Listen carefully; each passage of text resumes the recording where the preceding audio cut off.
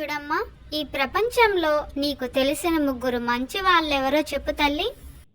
ఒకటి మా నాన్నగారి ఏకైక కూతురు, 2 మా ఆయన భార్య, 3 మా బాబు వాళ్ళ అమ్మ. ఏమ్మా మీ ఆయన ఎలా చనిపోయాడు? అదొక పెద్ద కథ అండి. మా ఆయనకి కోపం ఎక్కువ. చెప్పిన పని క్షణం లేటు కాకుండా జరిగిపోవాలి అంటాడు.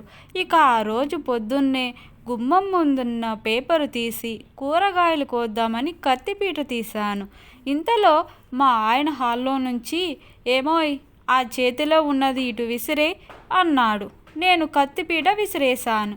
మా ఆయనకి క్రికెట్ రాదనుకుంటా, క్యాచ్ పట్టలేక అవుట్ అయ్యాడు. ఒక చేతిలో కత్తిపీట మరొక చేతిలో పేపర్ ఉన్నప్పుడు నువ్వు పేపర్ ఎందుకు విసరలేదు?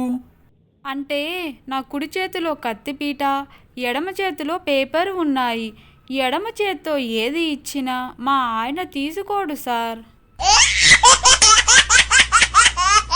అయ్యగారు మీకు ఈ వార్త తెలుసా అండి? ఏ వార్తరా బడుద్దాయ్? అదే ఫేస్బుక్ వాళ్ళు కొన్ని $1 బిలియన్ పెట్టి వాట్సాప్ ను కొనేసిందంట. ఓర్ని, డౌన్లోడ్ చేసుకుంటే సరిపోయేది కదరా, అనవసరంగా అంత డబ్బు పెట్టి కొనడం ఎందుకు? నమస్తే అండి, మేము సిఎన్ఎం తెలుగు స్టోరీస్ ఛానల్ నుంచి వస్తున్నాము. ఈ మధ్య ఒక అమ్మాయి ఇంటర్వ్యూలో ఆడపిల్లలకి సొంత ఇల్లు ఉండాలి అని చెప్పింది.